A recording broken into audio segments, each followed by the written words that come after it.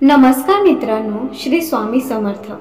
एका सापाने सांगितलं, कितीही पतिव्रता स्त्री असू दे, या 3 गोष्टी कधीही तिला सांगू नका, नाहीतर तुम्ही लोकांना तोंड दाखवण्याच्या लायकीचे सुद्धा उरणार नाहीत।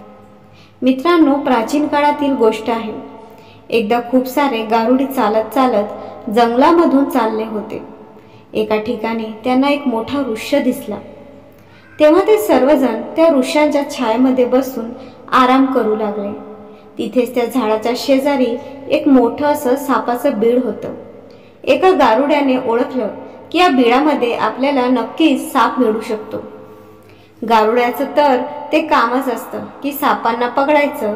त्या गारुड्याने त्याच्या साथीदारांना म्हटलं, आपण हा बीड खणून पाहायला पाहिजे।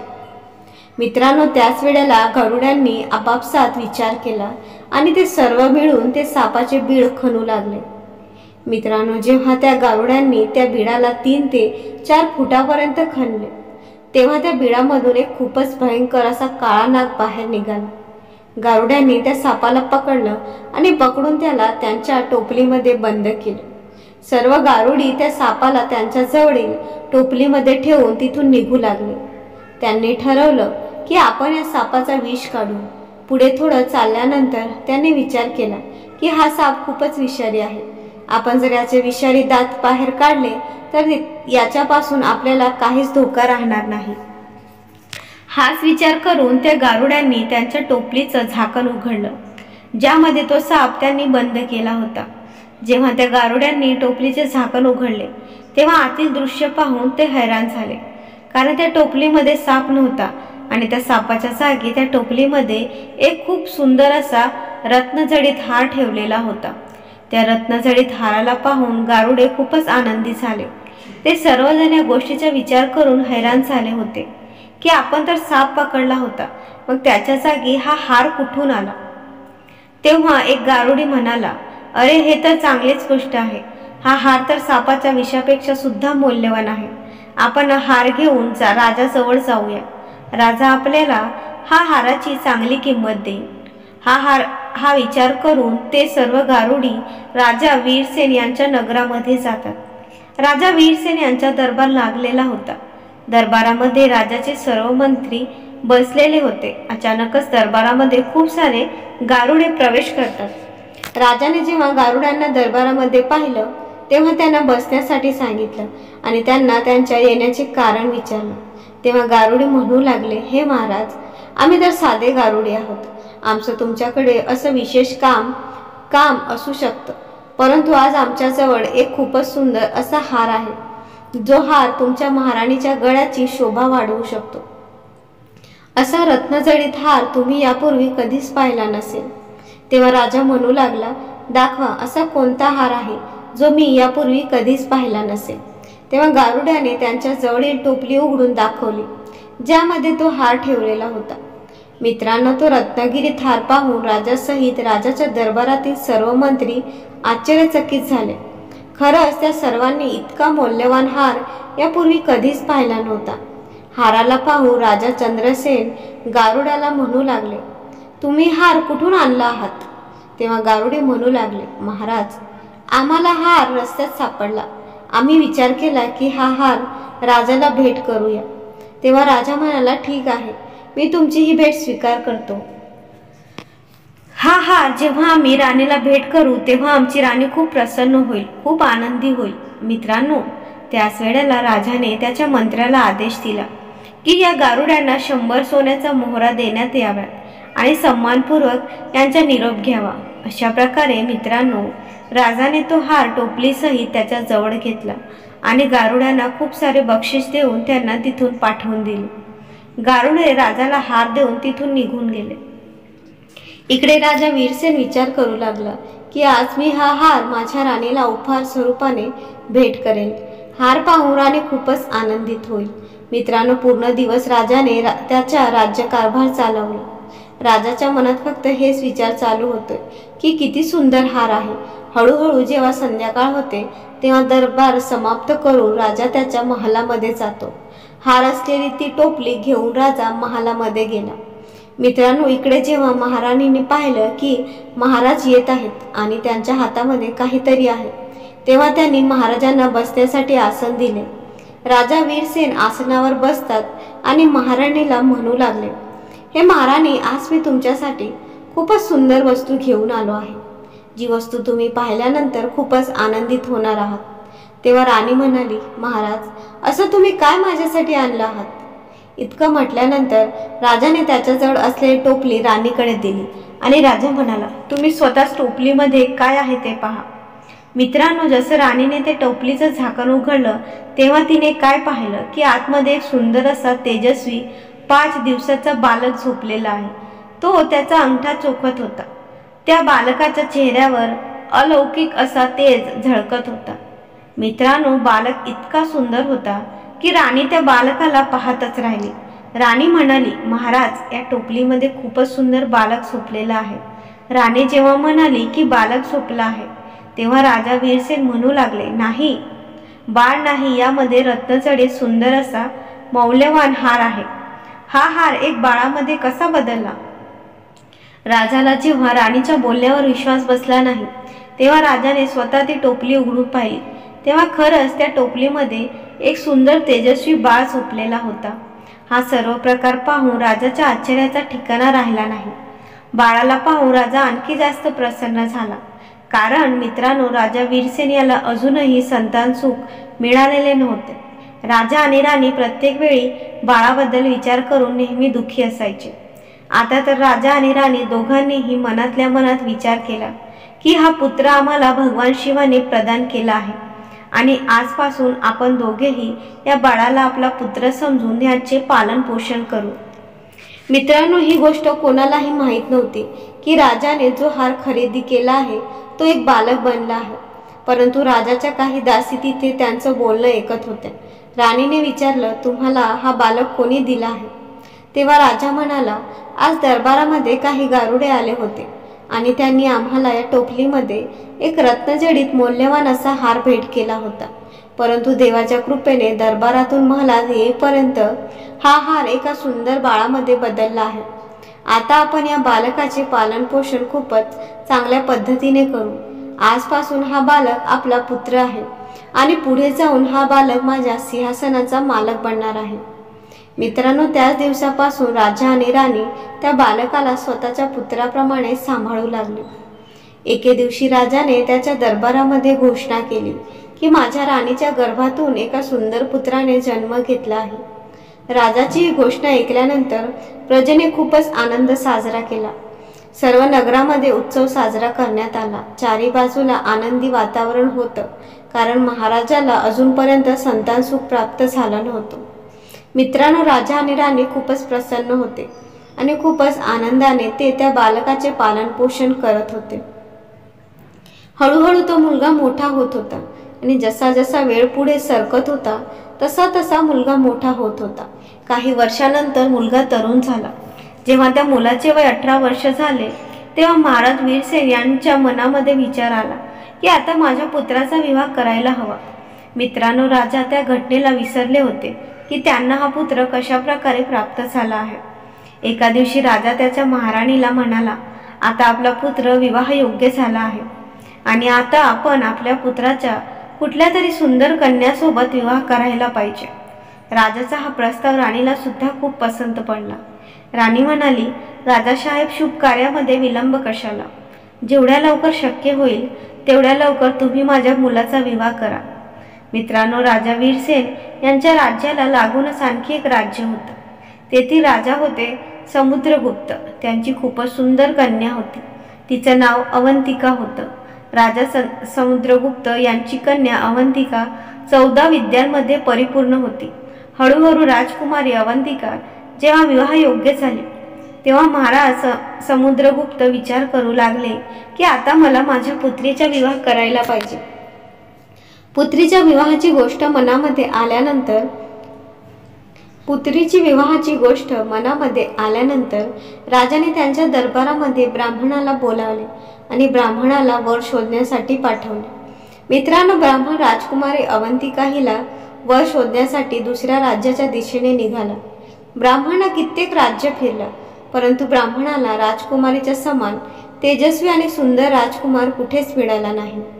आता ब्राह्मण अनेक राज्य फिरून थकून गेला होता.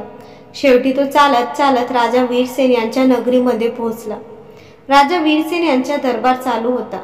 अचानकच एक ब्राह्मण दरबारामध्ये आला. तेव्हा राजा समजून जातात की हे ब्राह्मण कुठल्या तरी राजाच्या राज्याच्या कन्येच्या स्थळ घेऊन इथे आले आहेत. परंतु तरी सुद्धा राजाने त्यांना विचारलं की तुम्ही कोण आहात आणि कुठून आला आहात. तेव्हा ब्राह्मण म्हणाला, महाराज, मी राजा समुद्रगुप्ताचा ब्राह्मण आहे आणि त्यांच्या मुलीचा स्थळ घेऊन आलो आहे. आमच्या महाराजांची कन्या राजकुमारी अवंतिका खूपच रूपवान, गुणवान आणि 14 विद्यांमध्ये पारंगत आहे. आम्ही असं ऐकलं आहे की तुमचे राजकुमार सुद्धा विवाह योग्य आहेत. तेव्हा राजा वीरसेन म्हणतात, हे ब्राह्मण, तुम्ही अगदी योग्य ऐकले आहे. आमचा एक पुत्र आहे आणि आमचे राजकुमार खूपच सुंदर आणि गुणांमध्ये सर्वांपेक्षा वरचढ आहेत. मित्रांनो, राजा वीरसेन विसरले होते की त्यांचा जो पुत्र आहे तो एक नाग आहे. राजाने त्यांच्या पुत्राला जेव्हा ब्राह्मणाला दाखवलं तेव्हा ब्राह्मण राजकुमारा पाहूनच प्रसन्न झाला. त्यांना राजकुमार पसंत पडला आणि ते राजकुमारी अवंतिका हिचा विवाह राजकुमारासोबत पक्क करून तिथून निघून जातात. मित्रांनो, हळूहळू वेळ पुढे सरकू लागला. जेव्हा विवाहाची वेळ आली तेव्हा राजा वीरसेन त्यांच्या पुत्राला नवऱ्याच्या रूपात सजवून राजा समुद्रगुप्त यांच्या नगरीमध्ये जातात. तिथे पोहोचल्यानंतर राजा समुद्रगुप्त खूपच उत्साहाने त्यांचा स्वागत समारंभ करतात आणि त्यांच्या पुत्रीचा विवाह वीरसेन यांच्या पुत्रासोबत लावून देतात. मित्रांनो, अशा प्रकारे पुत्राचा विवाह झाल्यानंतर राजा वीरसेन पुन्हा त्यांच्या नगरीमध्ये परत येतात. हळूहळू आणखी वेळ पुढे सरकला. राजा वीरसेन आता म्हातारा झाला होता आणि महाराणी सुद्धा म्हातारी झाली होती. एके दिवशी राणी राजाला म्हणाली, महाराज, आता आपण आपल्या पुत्राच्या हातामध्ये राजाचा कारभार द्यायला हवा. आपण कधीपर्यंत राज्याची जबाबदारी घेणार आहोत. आता आपण म्हातारे झालो आहोत व आपण जर पुत्राच्या हातामध्ये राज्याचा कारभार दिला तर त्याला सुद्धा राज्य कसा चालवायचा याचा अनुभव येईल. मित्रांनो, त्याच दिवशी महाराज वीरसेन यांनी त्यांच्या पुत्राला राज्याचा युवराज म्हणून घोषित केला. आता राजा वीरसेन निश्चित होऊन राहू लागला होता. राजकुमार खूपच चांगल्या प्रकारे राज्यकारभार चालवत होता. अशा प्रकारे आणखी वेळ निघून जातो. एके दिवशी राजकुमारी अवंतिका तिच्या दासीसोबत बोलत होती. मित्रांनो, तुम्हाला माहीतच आहे की स्त्रियांच्या पोटामध्ये काही राहत नाही. त्या दासींना हे माहीत होतं की राजकुमार हा राजाचा मुलगा नसून त्याला गारुड्यांनी राजाला दिला आहे. तर हीच गोष्ट राजकुमारीला सांगत दासी म्हणते, हे राणी, मला तुम्हाला काहीतरी सांगायचं आहे. तुमचा नवरा जो राजकुमार आहे त्यांना तुम्ही विचारा की तुमचे आई वडील कोण आहेत. मित्रांनो, दासीचं हे बोलणे ऐकल्यानंतर अवंतिकाला काही संशय येतो. अवंतिका म्हणते, तुम्ही हे काय म्हणत आहात? आमचे पतिदेव महाराज वीरसेन आणि महाराणीचे पुत्र नाहीत का? तेव्हा दासी म्हणते, नाही राजकुमारी, तू मोठी चूक करत आहेस. राजकुमार त्यांचा पुत्र नाही. परंतु मला हे सुद्धा माहीत नाही की राजकुमाराचे खरे आई वडील कोण आहेत. परंतु मला इतकं नक्कीच माहीत आहे की राजकुमार महाराज वीरसेन यांचा मुलगा नाही. तुम्ही स्वतः तुमच्या नवऱ्याला ही गोष्ट विचारा. मित्रांनो, आता राजकुमारी अवंतिका हिच्या मनामध्ये सुद्धा नवऱ्याबद्दल संशय निर्माण झाला. ती मनातल्या मनात विचार करू लागली की जेव्हा राजकुमार महलामध्ये येतील तेव्हा मी त्यांना ही गोष्ट नक्कीच विचारेन. मित्रांनो, संध्याकाळी जेव्हा राजकुमार महलामध्ये येतात तेव्हा राजकुमारीची पत्नी अवंतिका राजकुमाराला विचारते, हे प्राणनाथ, आज मला तुम्हाला एक प्रश्न विचारायचा आहे. तेव्हा राजकुमार म्हणाला, राणी साहेबा, विचारा, तुम्हाला काय विचारायचं आहे. तेव्हा राजकुमारी विचारते, मला तुम्ही हे सांगा की तुमचे आई वडील कोण आहेत आणि तुमचा वंश कोणता आहे. मित्रांनो, अवंतिकाचं हे बोलणे ऐकून राजकुमार, जो एका नागापासून राजकुमार बनला होता, तो म्हणू लागला, हे राणी, तुमची बुद्धी भ्रष्ट झाली आहे का? महाराज वीरसेन आणि महाराणीचे माझे आई वडील आहेत. तेव्हा अवंतिका म्हणाली, नाही महाराज, तुम्ही माझ्यापासून काहीतरी लपवत आहात. कृपया तुम्ही मला सत्य काय आहे ते सांगा. तुम्हाला गंगा मातेची शपथ आहे, तुम्ही मला सत्य सांगा. आता अवंतिकाचं हे बोलणे ऐकून राजकुमार मोठ्या धर्मसंकटात अडकला. तो विचार करू लागला की नक्कीच कोणीतरी राजकुमारीच्या मनामध्ये हा प्रश्न निर्माण केला आहे. कोणीतरी नक्कीच हिच्या मनात माझ्या विरोधात संशय निर्माण केला आहे. मित्रांनो, राजकुमाराने पत्नीला खूप समजावले की बघ, मी महाराजांचा पुत्र आहे, तू उगाच संशय का घेत आहेस. परंतु राजकुमारी राजकुमाराचं बोलणं ऐकायला तयार नव्हती. ती तिच्या हट्टावर कायम होती की मला तुमचे आई वडील कोण आहेत हे जाणून घ्यायचं आहे. आता राजकुमार विचार करू लागला की मला हिला सर्व सत्य सांगावेच लागेल. उत्तर ऐकल्याशिवाय ही ऐकणार नाही. मित्रांनो, राजकुमार अवंतिकाला सारखं म्हणत होता, माझं एक, अजूनही वेळ आहे. तू मला ही गोष्ट विचारू नकोस, नाहीतर तुला खूप पश्चाताप करावा लागेल. परंतु राजकुमारी तिच्या हट्टावर कायम होती. ती म्हणू लागली, जर तुम्ही मला माझ्या प्रश्नांचे उत्तर दिले नाहीत तर मी अन्न पाण्याचा त्याग करेन. मी असं समजेल की तुम्ही माझ्यावर खोटं प्रेम करत आहात. मित्रांनो, अवंतिकाचं हे बोलणं ऐकल्यानंतर राजकुमार म्हणू लागला, ठीक आहे, तुला जर माझं म्हणणं ऐकायचंच नाही, मग ठीक आहे, मी तुला सर्व काही सत्य सांगेल. परंतु इथे नाही, इथून काही अंतरावर एक नदी आहे, तिथे गेल्यानंतर मी तुला सर्व काही सत्य सांगेन. मित्रांनो, रथ सजवला गेला. त्यामध्ये राजकुमार आणि राजकुमारी अवंतिका दोघेही बसले आणि वनामध्ये विचरण करण्याचा बहाणा सांगून दोघेही निघून जातात. चालत चालत राजकुमार अवंतिकाला घेऊन नदीजवळ येतो. नदीला पाहून राजकुमारी अवंतिका म्हणू लागली, महाराज, तुम्ही मला या नदीजवळ घेऊन का आला आहात? तुमच्या या नदीसोबत काही संबंध आहे का? तेव्हा राजकुमार म्हणतो, हे प्रिये, मी पुन्हा तुला सांगतो, तू तुझा हट्ट सोडून दे आणि माझ्याबद्दल काहीच विचारू नकोस, नाहीतर तुला खूप पश्चाताप करावा लागेल. परंतु मित्रांनो, कोणीतरी हे सत्यच म्हटलं आहे, राजहट्ट व बालहट्ट आणि स्त्रियाहट्ट हे हट्ट खूप वाईट हट्ट असतात. राजकुमाराने 1000 वेळा समजावलं, परंतु राजकुमारी समजून घ्यायला तयारच नव्हती. ती हेच म्हणत होती, नाही महाराज, मला सत्य जाणूनच घ्यायचं आहे.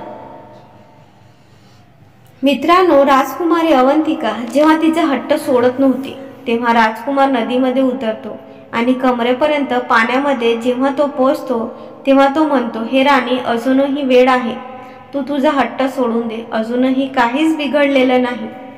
परंतु राजकुमारी अवंतिका तिच्या हट्टावर कायम होती. ती म्हणू लागली, काही झालं तरी सुद्धा चालेल, परंतु मला या गोष्टीचं उत्तर जाणून घ्यायचं आहे. मित्रांनो, अशा प्रकारे राजकुमार नदीच्या आणखी खोलात जातो. जेव्हा छातीपर्यंत पाणी पोहोचतं तेव्हा पुन्हा राणीला समजावत राजकुमार म्हणाला, प्रिये, तू तुझा हट्ट सोडून दे, तुझा हट्ट मला तुझ्यापासून लांब करू शकतो. तेव्हा राजकुमारी म्हणाली, काही होऊ दे, तुम्हाला सत्य काय आहे ते सांगावेच लागेल. मित्रांनो, जेव्हा राजकुमार आणखी पुढे गेला आणि जेव्हा राजकुमाराच्या गळ्यापर्यंत पाणी आलं तेव्हा राजकुमार म्हणू लागला, राणी, अजूनही तुझ्याजवळ वेळ आहे, तू तुझा हट्ट सोडून दे, मी कोण आहे हे जाणून घेण्याचा हट्ट सोडून दे. परंतु राजकुमारी तिच्या हट्ट धरून कायम होती. मित्रांनो, त्यानंतर राजकुमाराने त्याचं असली रूप धारण केलं आणि नदीच्या पाण्यात तो तरंगत त्याने त्याचा फणा दाखवला व त्यानंतर तो त्या नदीमध्ये समाविष्ट झाला व त्यानंतर तो पुन्हा बाहेर आलाच नाही. जेव्हा खूप वेळ निघून गेला आणि राजकुमार परत आला नाही तेव्हा राजकुमारी अवंतिका खूपच घाबरली, कारण तिचा नवरा आता नाग बनून कुठेतरी निघून गेला होता व अवंतिकाने तिथे नागाला शोधण्याचे खूप प्रयत्न केले, खूप त्याची वाट पाहिली, परंतु तो पुन्हा परत आलाच नाही. आता तर अवंतिका तिचा रथ घेऊन महालाच्या दिशेने येते आणि सारथ्याला सांगते की महाराजांना सांगा की त्यांचा पुत्र नदीमध्ये बुडला आहे. मित्रांनो, सारथ्याने जाऊन राजाला ही खबर दिली की महाराज, तुमचा पुत्र नदीमध्ये बुडला आहे. ही बातमी ऐकून राजाला खूपच वाईट वाटलं. राजाने लगेच त्याच्या सेनेला आदेश दिला की पूर्ण नदी तपासून काढा आणि माझ्या पुत्राला शोधा. कमीत कमीत माझ्या पुत्राचा मृतदेह तरी बाहेर काढा. राजाने असंख्य सैनिक नदीवर आले. नदीमध्ये ठिकठिकाणी जाळ टाकले गेले, परंतु त्याच्या हाती यश लागले नाही, कारण तो एक नाग होता आणि तो त्यांच्या नागरूपामध्ये येऊन परत निघून गेला होता. नदीमध्ये मोठ्या प्रमाणात शोध मोहीम करण्यात आली, परंतु राजकुमार सापडला नाही. आता उदास होऊन राजा राणी आणि राजकुमारी अवंतिका राजमहालात परत येतात. राजा वीरसेन वृद्ध झाले होते आणि त्यांच्यातच पुत्राचा शोक त्यांच्यावर आला होता. राजाला तर फक्त हेच वाटत होतं की नदीमध्ये बुडून त्याचा पुत्राचा मृत्यू झाला आहे. आता तर राजाला खूप जास्त दुःख होऊ लागलं होतं.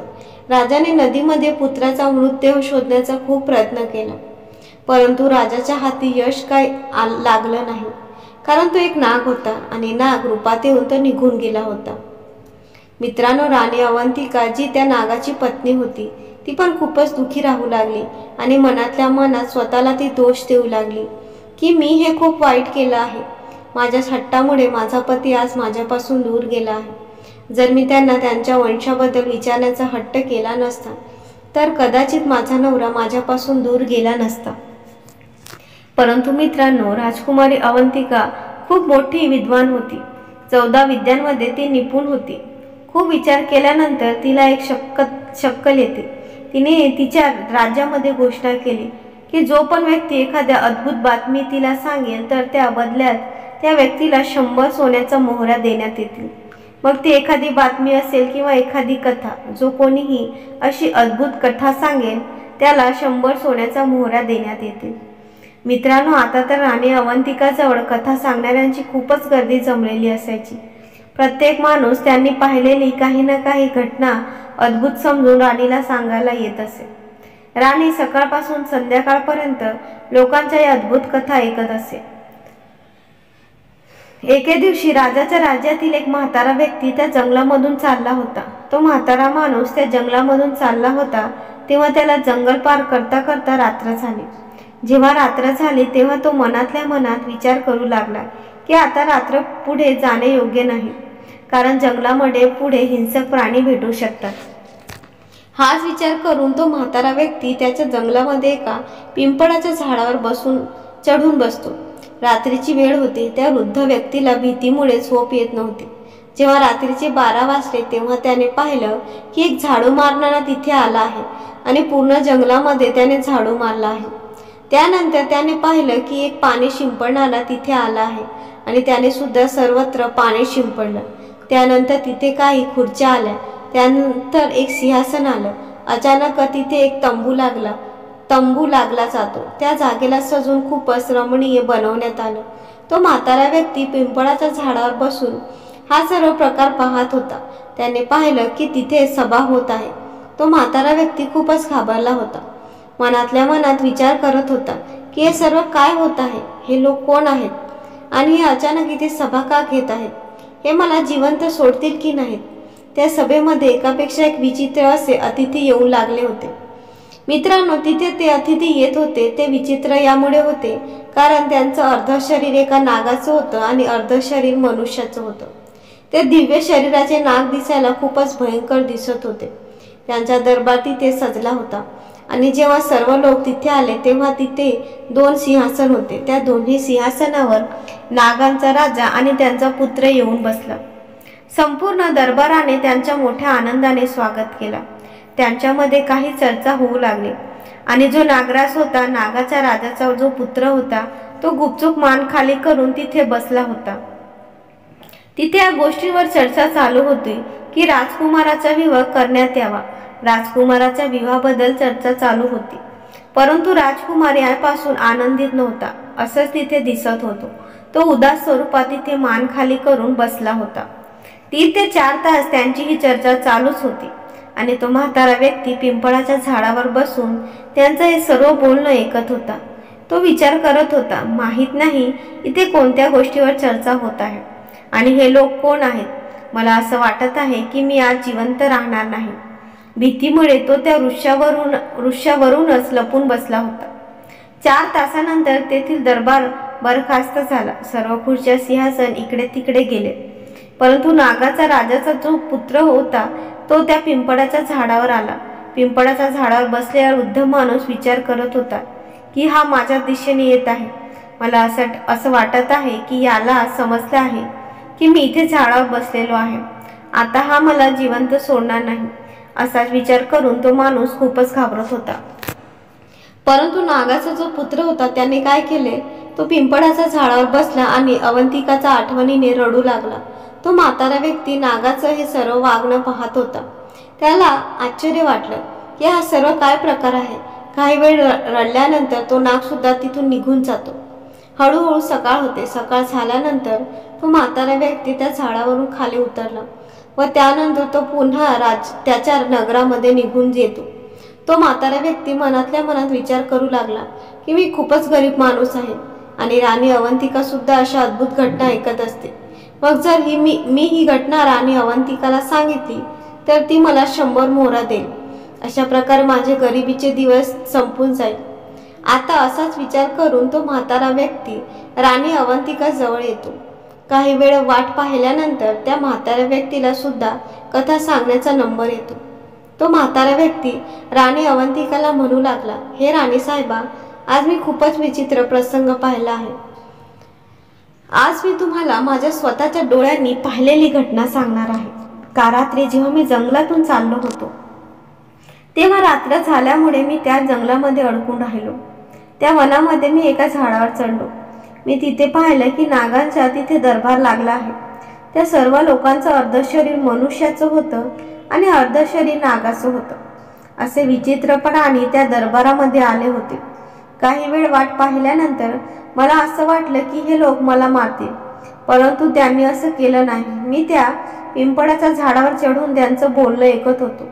जेव्हा दरबाराचे कामकाज संपलं तेव्हा त्या महाराजाचा पुत्र त्याच पिंपळाच्या झाडावर ज्या दिशेने आला, ज्या झाडावर मी बसलेलो होतो, व तिथे येऊन तो जोरात अवंतिका अवंतिका नाव घेऊन रडू लागला व त्यानंतर तो तिथून निघून गेला. जेव्हा ही घटना राजकुमारी अवंतिका हिने ऐकली तेव्हा ती त्या वृद्ध व्यक्तीला म्हणाली, हे बाबा, मी तुम्हाला इतकं धन देईल की तुमच्या सर्व पिढ्या बसून खाऊ शकते, परंतु तुम्ही मला त्या स्थानावर घेऊन चला जिथे तुम्ही त्या राजकुमाराला रडताना पाहिलं होतं. हे ऐकल्यानंतर तो म्हातारा व्यक्ती घाबरतो. तो म्हणतो, हे राजकुमारी, आता मी तिथे जाणार नाही. तिथे जायला मला खूपच भीती वाटत आहे. तेव्हा राजकुमारी म्हणते, नाही बाबा, तुम्ही काळजी करू नका, तुम्हाला माझ्यासोबत तिथे यावंच लागेल.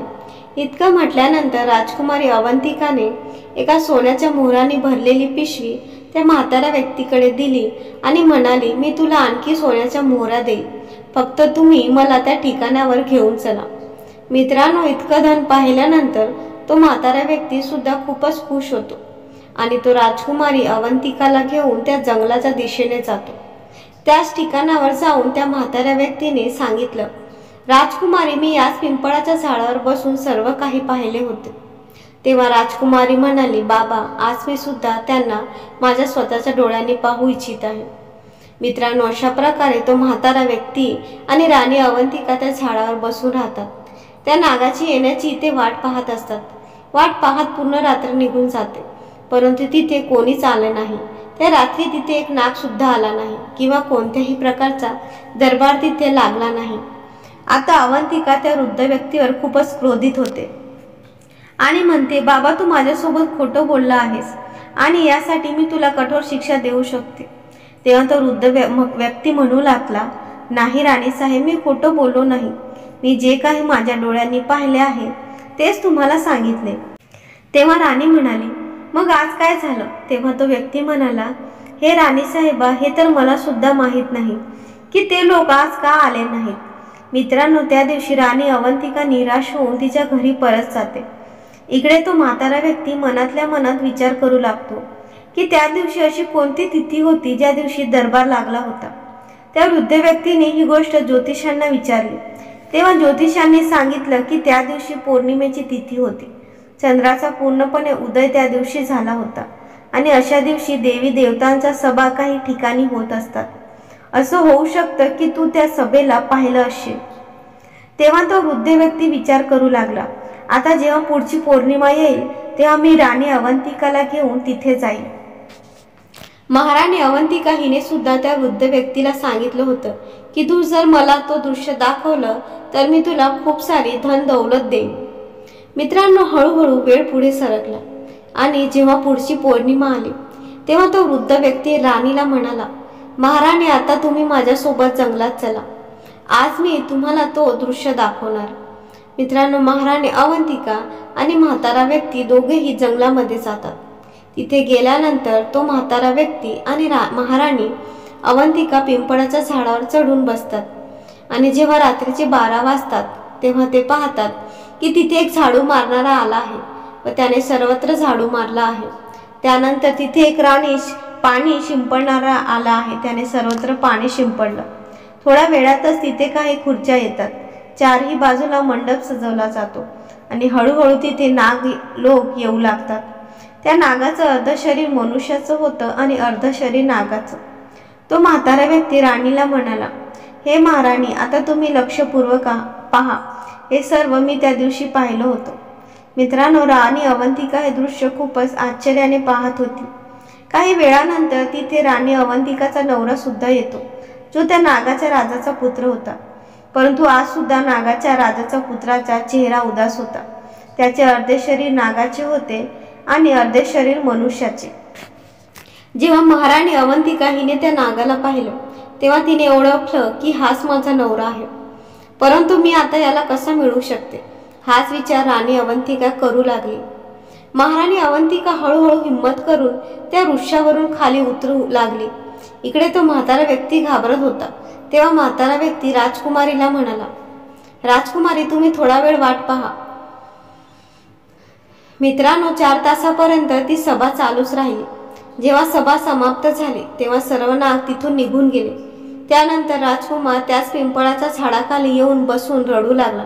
त्याला पाहून राणी अवंतिका घाबरली, कारण त्याचं अर्ध शरीर नागाचं होतं आणि अर्ध मनुष्याचं. चेहरा तर त्याचा राजकुमाराचाच होता. नवऱ्याला रडताना पाहून अवंतिकाला राहवलं नाही. राजकुमारी अवंतिका पिंपळाच्या झाडावरून उतरून त्या नागाजवळ येते आणि त्याचा हात पकडते. अचानक राणी अवंतिकाला समोर पाहून राजकुमार हळबळून जातो. राणीला तो म्हणू लागला, राणी, तुम्ही इथे? तेव्हा अवंतिका म्हणाली, हो, मीच. तुम्हाला शोधण्यासाठी मी काय नाही केलं, परंतु आता मी तुम्हाला कुठेही जाऊ देणार नाही.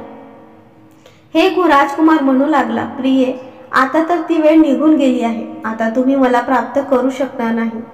इथे जी सभा होत असते ती माझ्या विवाहाच्या संदर्भातच होत असते. माझ्या वडिलांनी या सभेमध्ये माझ्या विवाहाचा प्रस्ताव ठेवला आहे आणि जेव्हा तिसरी सभा होईल तेव्हा त्या सभेमध्ये माझा विवाह पक्का होईल. आणि जेव्हा माझा विवाह पक्का होईल तेव्हा तुम्हीच सांगा, मी तुमच्यासोबत कसा राहू शकेन. मला तर माझ्या त्याच पत्नीसोबत राहावं लागेल जिच्यासोबत माझा विवाह पक्का होईल. तू तर माझा त्याग केला आहेस. मी तुला त्या दिवशी खूप वेळा समजावलं की तू तुझा हट्ट सोडून दे. राजकुमाराचं बोलणं ऐकून राणी अवंतिका रडू लागते आणि सारखी ती तिच्या कृत्याची क्षमा राजकुमाराजवळ मागत असते. तेव्हा नागराज म्हणू लागला, हे बघा राजकुमारी, आता रडण्याची वेळ नाही. मी तुम्हाला एक उपाय सांगतो. जर तुम्ही तो उपाय केला तर कदाचित मी तुम्हाला प्राप्त होऊ शकतो. तेव्हा राणी अवंतिका म्हणाली, तुम्ही मला जो काही उपाय सांगाल तो मी करेन, परंतु तुम्हाला माझ्यासोबतच राहावे लागेल. राजकुमार म्हणाला, प्रिये, आता माझ्या जाण्याची वेळ झाली आहे. मला माझ्या वडिलांच्या दरबारात पोचायचं आहे. परंतु पुढच्या पौर्णिमेला तुम्ही याच प्रकारे इथे येऊन थांबा आणि जेव्हा सभा लागेल तेव्हा लक्षात ठेवा, महाराजांचा जो सिंहासन आहे तुम्ही गुपचूप त्या सिंहासनाखाली जाऊन लपून बसा. आणि जेव्हा माझ्या विवाहाचं बोलणं चालू होईल तेव्हा तुम्ही गुपचूप त्या सिंहासनाच्या खालून निघून महाराजाच्या समोर उभे राहा आणि त्यानंतर मला महाराजांसमोर तुम्ही मागा. असं केल्यामुळे मी तुम्हाला प्राप्त होऊ शकेल. मित्रांनो, इतकं म्हटल्यानंतर तो नागराज तिथून अदृश्य होतो व त्यानंतर महाराणी अवंतिका आणि तो म्हातारा व्यक्ती त्यांच्या नगरामध्ये परत येतात. हळूहळू वेळ पुढे सरकत होता. राणी अवंतिका विचार करत होती की आता काही झालं तरी चालेल, या पौर्णिमेला मी माझ्या नवऱ्याला मिळवूनच राहणार. याच विचारांमध्ये राणीने आता त्या कथा ऐकणं बंद केलं. आता तर ती कोणाची काहीच ऐकत नव्हती किंवा कोणासोबत काही बोलत सुद्धा नव्हती, कारण ती आता तिच्या नवऱ्याला भेटली होती. हळूहळू वेळ पुढे सरकला आणि पौर्णिमेचा दिवस आला. जेव्हा पौर्णिमेचा दिवस आला तेव्हा राणी मनातल्या मनात विचार करू लागली की आज काहीही होऊ दे, मी माझ्या नवऱ्याला मिळवूनच राहणार. राणीने तिच्या दासींना सांगितले की आज माझा शृंगार अशा प्रकारे करा ज्या प्रकारे विवाहामध्ये माझा शृंगार करण्यात आला होता. दासींनी मिळून महाराणीचा शृंगार केला. त्यानंतर राणी त्या वृद्ध व्यक्तीला घेऊन रात्री ती त्या पिंपळाच्या झाडाजवळ पोहोचते. आता तर दोघेही त्या पिंपळाच्या झाडावर बसून लपून राहतात आणि ती सभा लागण्याची ते वाट पाहू लागतात. इकडे रात्रीचे 12 वाजतात व पुन्हा त्या सर्व क्रिया होऊ लागतात. झाडूवाल्याने झाडू मारला, पाणी शिंपडणाऱ्याने पाणी शिंपडला व त्यानंतर तिथे मंडप झाला. तिथे खुर्च्या आणि सिंहासन आले. राणी अवंतिका त्या पिंपळाच्या झाडावरून उतरून त्या सिंहासनाच्या खाली लपून राहते. हळूहळू अतिथी तिथे येऊ लागतात. खूपच विशाल शरीराचे नाग तिथे येऊन बसू लागतात. काही नाग सुंदर असायचे तर काही कुरूप. वेगवेगळ्या प्रकारचे नाग इथे येऊ लागले होते. काही वेळानंतर राजकुमाराचे वडील जे नागाचे राजा होते ते सुद्धा तिथे येतात. आता त्यांच्या सभेला प्रारंभ होतो. त्यांच्यामध्ये चर्चा सुरू होते. राजकुमार सुद्धा तिथेच शेजारी येऊन बसतो. दर्शक मित्रांनो, सभा चालू होते.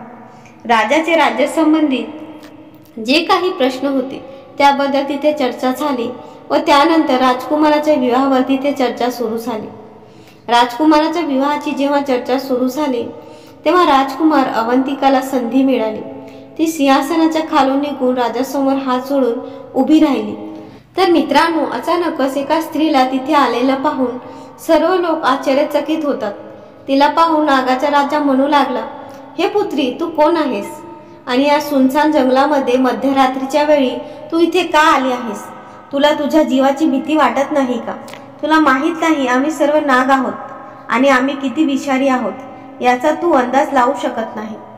तेव्हा अवंतिका म्हणू लागली, महाराज, मला भीती कोणत्या गोष्टीची आहे? मी तर तुमची सूनबाई आहे. तुमचे राजकुमार माझे पती आहेत. जर तुम्हाला माझ्या बोलण्यावर विश्वास बसत नसेल तर तुम्ही त्यांनाच विचारा. त्यांच्यासोबत माझा विवाह झाला आहे. जेव्हा महाराजांनी त्यांच्या राजकुमाराला विचारलं, राजकुमार ही कोण आहे? तेव्हा राजकुमाराने सर्व कथा सांगितली आणि म्हणाली, बाबा, एके दिवशी काही गारुड्यांनी मला पकडलं आणि पकडून त्यांच्या टोपलीत ठेवून ते मला घेऊन चालले होते.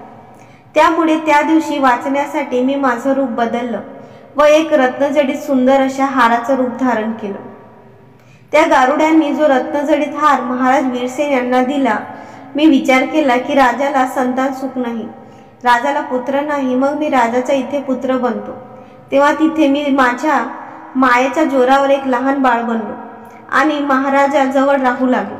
राजमहालाचं सुख उपभोगू लागलो. महाराजांनी स्वतःच्या पुत्राप्रमाणेच माझे पालन पोषण केले आणि या सुंदर मुलीसोबत माझा विवाह संपन्न करण्यात आला. परंतु एके दिवशी या सुंदर स्त्रीने हट्ट करून माझ्या वंशाबद्दल मला विचारलं. तिने मला विचारलं की माझा वंश कोणता आहे. मी तिला खूप समजावलं, परंतु तिने तिचा हट्ट सोडला नाही. आणि जेव्हा तिने हट्ट सोडला नाही तेव्हा जिथे माझे स्थान होते तिथे मी हिला घेऊन गेलो आणि तिथे गेल्यानंतर मी माझ्या वास्तविक स्वरूपामध्ये आलो. त्यानंतर मी माझ्या परिवाराजवळ आलो. ही घटना जेव्हा नागाच्या राजाने ऐकली तेव्हा तो म्हणू लागला, हे देवी, हे सत्य म्हणत आहे का? तेव्हा अवंतिका म्हणाली, हो महाराज, असंच झालं होतं. माझा विवाह यांच्यासोबत झाला होता, परंतु आता यांचे अर्धे शरीर नागाचे आहे, परंतु यापूर्वी तर यांचे पूर्ण शरीर मनुष्याचं होतं. अवंतिकाचं बोलणं ऐकल्यानंतर नागराजा त्यांच्या मुलाला ओरडला की आधी तर तू आपल्या परंपरेच्या विरोधात जाऊन पृथ्वी लोकावर जाऊन विवाह केला आहे व आता त्यानंतर तू तुझ्या स्त्रीला सोडून आमच्याकडे परत आला आहेस. तू हा अपराध केला आहेस.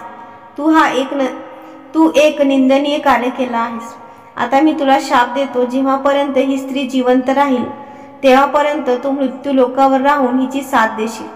तू ज्या राजाचा पुत्र बनला होतास त्या राजाचं राज्य तुला संचलित करावा लागेल. त्या राजाची तुला सेवा करावी लागेल. जेव्हापर्यंत येथील कार्यकाळ समाप्त होणार नाही तेव्हापर्यंत तू आमच्याजवळ नाग लोकांमध्ये येऊ शकणार नाहीस.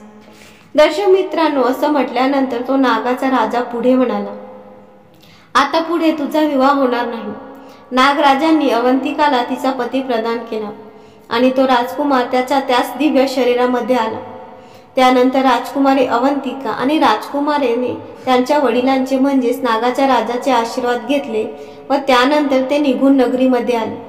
नगरीमध्ये आल्यावर त्यांनी पाहिलं की पुत्रशोकामुळे महाराज वीरसेन यांची परिस्थिती खूपच खराब झाली होती. महाराजाजवळ जेव्हा त्यांचा पुत्र पोहोचला तेव्हा महाराजांनी त्यांच्या पुत्राला पाहिलं तेव्हा ते खूपच प्रसन्न झाले. त्यांना असं वाटलं की जसं काय ते सर्व आजारांपासून नुकतेच मुक्त झाले आहेत. पूर्ण महालांमध्ये आनंदाचे वातावरण होते. राजासाहेबांनी पूर्ण नगरांमध्ये ही बातमी दिली की आमचा राजकुमार परत आला आहे. ही बातमी ऐकल्यानंतर संपूर्ण नगरामध्ये उत्सव साजरा करण्यात आला व राजा वीरसेन आणि महाराणी त्यांच्या पुत्राला पाहिल्यामुळे धन्य झाले. दर्शक मित्रांनो, अशा प्रकारे राजकुमारी अवंतिका तिच्या हरवलेल्या नवऱ्याला मिळवते व खूपच प्रेमपूर्वक ती नवऱ्यासोबत राहू लागते. तर मित्रांनो, या कथेमध्ये शिकण्यासारखी गोष्ट ही आहे की कितीही प्रेमाची असू द्या, पतिव्रता स्त्री असू द्या, परंतु तिच्या ज्या हट्टामुळे तुमचे प्राण जात असतील अशा तिचा हट्ट कधीही पूर्ण करू नये. जी गोष्ट सांगितल्यामुळे स्वतःवर किंवा परिवारातील लोकांवर संकट येत असेल तर अशी गोष्ट स्त्रीला सांगू नये. जी गोष्ट बोलल्यामुळे स्त्रीच्या वडिलांचा, आईचा अपमान होत असेल किंवा तुमची मान प्रतिष्ठा धुळीत मिळत असेल अशी गोष्ट कधीच म्हणू नये. जी गोष्ट बोलल्यामुळे घरामध्ये क्लेश होत असतील, नाती तुटत असतील तर ती गोष्ट कधीच बोलू नये. मित्रांनो, समजदारी याच 5 गोष्टीमध्ये आहे की जर गोष्टीमुळे परिवारावर संकट येत असेल तर अशी गोष्टी पिता, पुत्र आणि आईपासून लपूनच ठेवायला पाहिजे. तर मित्रांनो, आजची कथा तुम्हाला आवडली असेल तर आमच्या चॅनलला नक्की सबस्क्राईब करा, व्हिडिओला लाईक करा, शेअर करा आणि कमेंट्स बॉक्समध्ये जय श्रीराम नक्की लिहा. धन्यवाद.